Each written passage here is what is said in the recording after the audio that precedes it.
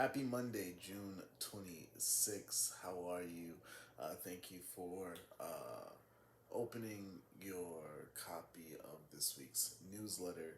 Obviously, this week is a little bit of a special edition newsletter, or rather, it is a special edition newsletter. I'm coming on myself directly to present the newsletter to you all, something that I try to do every now and again. The last time I came on camera was back in January, so it's been about 5, 6 months since I've presented the newsletter in this way, and it's just a different way to connect, a different way for you to get to see me be active and animated in a way that may not be within the context of one of our offerings. So just a different way to get exposed to me and you know, a different medium and a different form to receive information.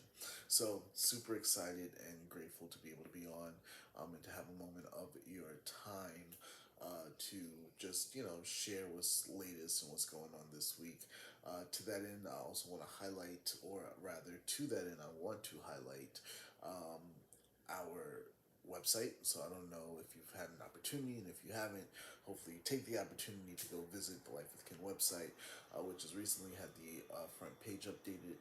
And I wanted to highlight that because there's some really cool, just interactive things, interaction things that we've been able to put on the front page of the website for you all, as it relates to navigating the website, as it relates to exploring all of the offerings that we have, and really being super succinct in that effort to streamline all the information and resources that we have available so that you can navigate the Life with Ken ecosystem easily, as well as to see how to take your experience further and other things that we have to offer. So, on the front page, you'll see our sign up for this newsletter. You'll see um, our Substack link where you can go see all of our content that we publish weekly.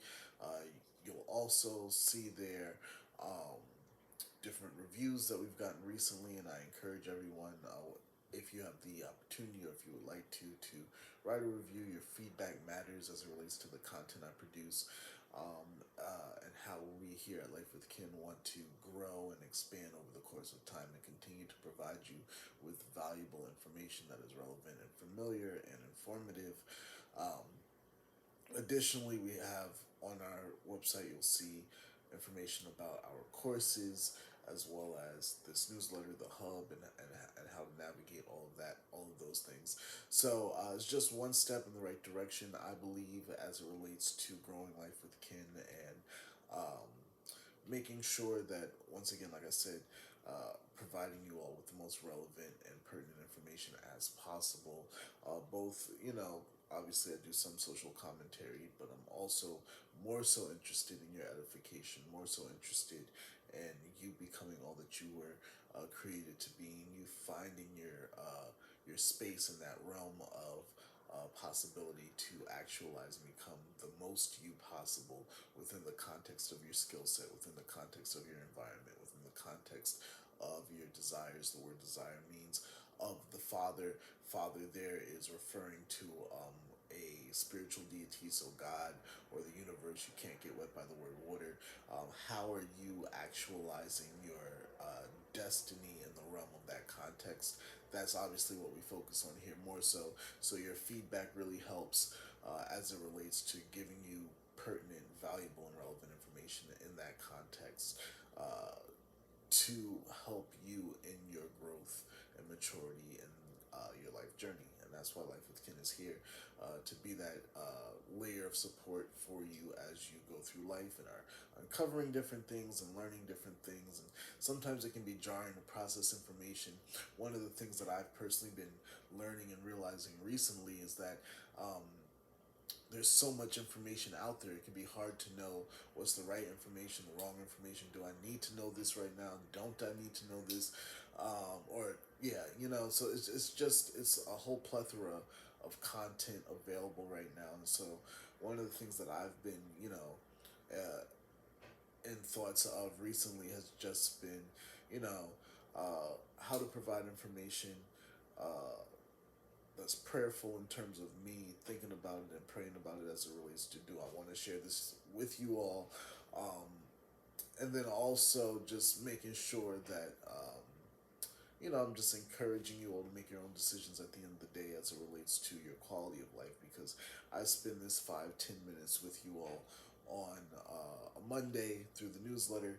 Maybe you see some of the other content that we publish, but um, ultimately the fruitfulness of this work is you being able to take what I talk about here, take what we share here, and apply it in your life and begin to see, oh wow, these are the changes. This is the reality, therefore, that I can bring to pass if I choose to adjust certain behaviors or choose to think differently, have a breakthrough in my mind, have a revelation in your mind as it relates to your situation and what you can do about it. So that's really what I'm inspired and encouraged to do here with you all, because I understand the value in that, and all the things that we do here, from this form of the newsletter this week to all the updates, are for that purpose. So I just wanted to highlight that for you all.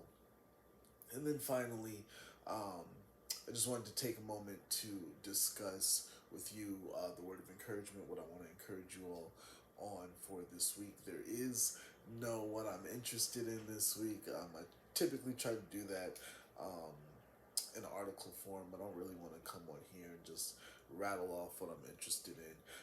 That being said, I will highlight a story real quickly from last week that I thought was interesting as it relates to. I don't know if you all heard about the submarine situation that happened, where there was a group of about 5 people that went to see the Titanic at the depths of I believe it's the Northern Atlantic, in this specific area between the U.S. and Canada. Uh, this group of I guess underwater tourists. I don't know. They were people presumably of affluence that went into this submarine that took them down to see the Titanic, and something happened where they lost communication with the submarine and the people died. It's a really tragic story. But what made the story even more tragic, and why I'm interested in it, or was interested in it, not so much now at this point, is I didn't really think it was that big of a story, but um, come to find out that the media apparatus and a lot of different things that are going on as it relates to delivering the story were kind of bamboozled, uh, because we find out on Thursday of last week that U.S. intelligence knew on Sunday of that same week that the submarine was already had already imploded or exploded underwater, and the people had been dead. So the people were dead for about a week, almost 4 or 5 days, um, prior to we officially finding out that they were dead. And there was this whole media spree here in the U.S. around that context, and so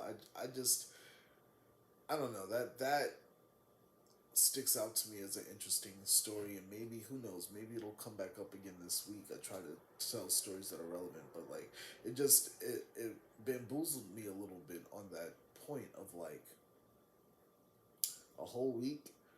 These people knew what was going on, and what had went on, therefore, a whole week in advance, and then the justification thereof is, oh, it's not our job to highlight when XYZ happens. This is what the intelligence says after the fact, that, oh yeah, we knew, but we didn't want to verify or unverify anything too prematurely. I'm paraphrasing the context, but that's the general thought process that went on there.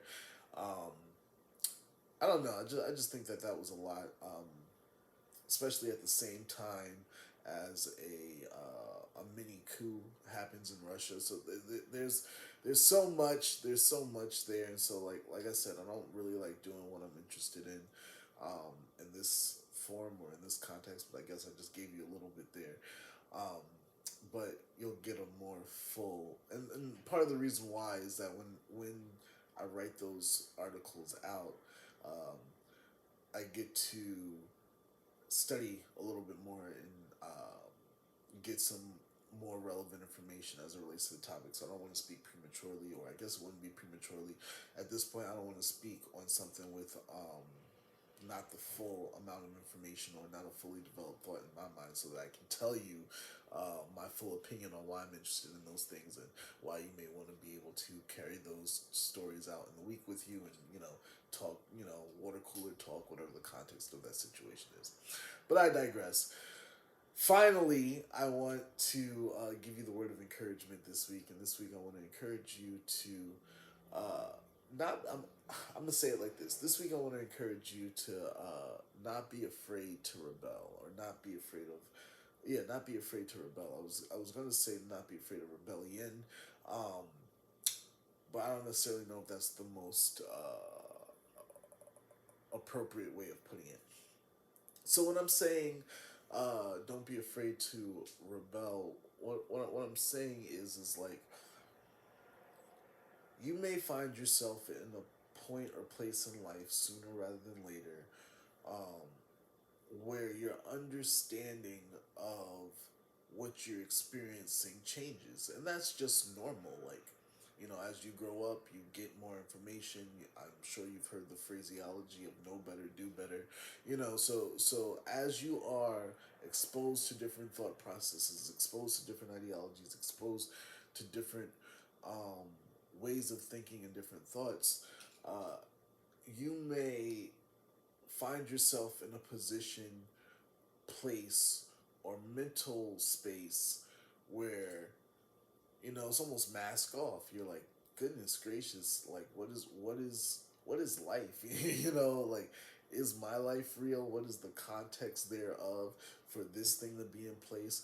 Oh, this systemic thing is only in place because XYZ 4, 5, 6 things going this way are put in place all for the purposes of this, or maybe this infrastructure, once you do some research on it, is fully based on a lie. So so you just end up going through all these gesticulations and all these um, mental acrobatics sometimes in life, because you become disillusioned. You just have an awakening, a revelation, a mental breakthrough as it relates to the understanding of your context, the understanding of your life.